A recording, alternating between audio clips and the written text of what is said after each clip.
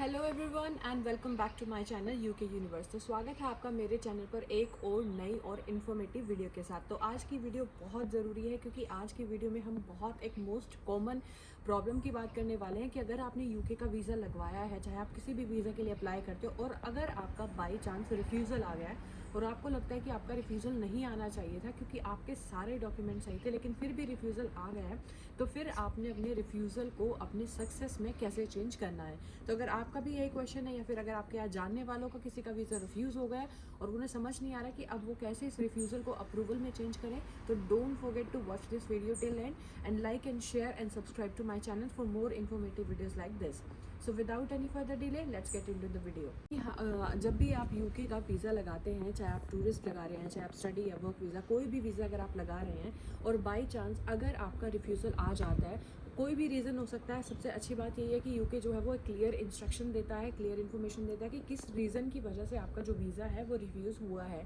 तो आपको पता चल जाता है, आपके लेटर में सब कुछ लिखा होता है कि इन रीज़न्स की वजह से आपका जो वीज़ा है वो रिफ्यूज़ हुआ है। और अगर आपको लगता है कि जो रीज़न यूके इमिग्रेशन ऑफिसर ने आपको दिया है वो एक वैलिड नहीं है, सपोज़ अगर वो बोलते हैं कि आपकी बैंक स्टेटमेंट जो है वो सही नहीं है, या फिर अगर आपके जो फाइनेंशियल डॉक्यूमेंट्स हैं वो क्लियर नहीं हो रहे हैं, लेकिन आपका जो जितने भी डॉक्यूमेंट्स हैं वो सब एक लीगल और बिल्कुल सही ओरिजिनल हैं, तब आपको लगता है कि आपका वीज़ा रिफ्यूज़ नहीं होना चाहिए था लेकिन फिर भी हुआ था, तब आपको क्या करना है। अब आपको जो है एक ऑप्शन देती है PAP यानी प्री एक्शन प्रोटोकॉल का। तो क्या होता है प्री एक्शन प्रोटोकॉल? बेसिकली अगर आपको लगता है कि यूके इमिग्रेशन ऑफिसर ने आपके साथ सही नहीं किया या आपका जो वीज़ा है वो बिना किसी वैलिड रीज़न के रिजेक्ट कर दिया है और आपको लगता है कि ये आपका रिफ्यूज़ल नहीं आना चाहिए था, तो आप यूके होम ऑफिस को एक ईमेल सेंड करते हो जिसमें एक पूरा लेटर होता है जिसमें आप ये बताते हो कि ये रीजंस की वजह से मेरा जो वीज़ा है वो रिजेक्ट हो गया है, लेकिन मैंने ये डॉक्यूमेंट्स अटैच किए थे जो हो सकता है इमिग्रेशन ऑफिसर ने नहीं देखे, या फिर वो इमिग्रेशन ऑफिसर की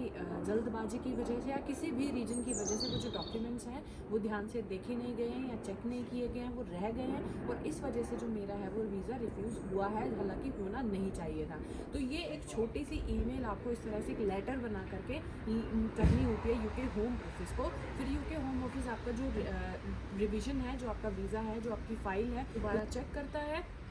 और विद इन 14 डेज़ आपको एक ईमेल आती है। वो डिपेंड करता है कि ईमेल आती है कि आपकी जो फाइल है वो दोबारा से चेक की जाएगी या फिर जो आपने जो PAP लगाया था वो अब आगे नहीं जा पाएगा। तो ये 14 डेज़ के अंदर अंदर आपको पता चल जाता है कि आपका डिसीजन आने वाला क्या है। तो अगर आपके पास ईमेल आती है कि आपका जो है वो फिर से फाइल वो जो दोबारा चेक करेंगे, फिर 90 डेज़ के अंदर आपको जो है वो दोबारा ईमेल आती है कि आप अपना पासपोर्ट जो है वो सबमिट करा दो, वो दोबारा से आपका जो वीज़ा है वो रिफ्यूज़ल, अगर उन्हें लगता है कि जो रीज़न्स आपने दिए हैं वो बिल्कुल सही हैं, वो वैलिड है, तब आपका जो वीज़ा है वो दोबारा से चेक हो करके आपको रिफ्यूज़ल नहीं, आपको अप्रूवल मिल जाती है। अब सबसे इम्पॉर्टेंट बात यहाँ पर क्या है कि इस वीज़ा के लिए, इस लेटर के लिए, इस ईमेल के लिए आपको कोई भी फ़ीस देने की ज़रूरत नहीं है। ये सिर्फ एक ईमेल आपको करनी है यूके होम ऑफिस को कि ये रीजंस की वजह से आपका वीज़ा जो है वो रिजेक्ट हुआ है। लेकिन सबसे इम्पॉर्टेंट बात क्या है कि इसमें आपको ये सिंपली एक लेटर बना के नहीं भेजना है। आपने यूके होम ऑफिस को ये विश्वास दिलाना है कि यूके के जो इमिग्रेशन ऑफिसर ने आपका वीज़ा रिजेक्ट वैलिड नहीं है। आपको ये कंप्लेन करनी है यूके इमिग्रेशन ऑफिसर के खिलाफ कि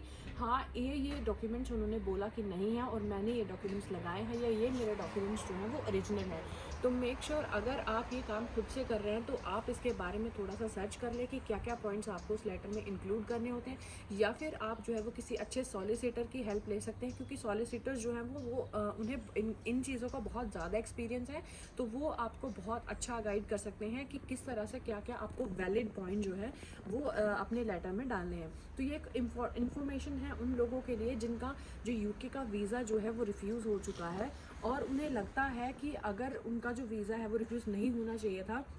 उनके पास सब कुछ सही था, सारे डॉक्यूमेंट सही थे, सब कुछ सही था, मे बी शायद इमिग्रेशन ऑफिसर ने नहीं देखा या मे बी उन्होंने जो है वो ज़्यादा ध्यान से चेक नहीं किया है, तो आपको ये PAP प्री एक्शन प्रोटोकॉल जो है वो ले लेना चाहिए। और जितनी जल्द आप इसको अपने वीज़ा के डिसीजन से बात कर दोगे उतना अच्छा होगा। तो जुडिशरी एक्शन से पहले आपको ये PAP यूज़ करना होता है, आप इसको यूज़ कर सकते हैं। विद इन 14 डेज़ आपको पता चल जाता है कि क्या आप आगे एक्शन ऑफ कंट्रोल रहेगा। उसके साथ इसकी कोई फीस नहीं है, एक ईमेल आपको होम ऑफिस को करनी होती है। I hope you like this information and for more informative videos like this don't forget to subscribe to my channel. Thank you.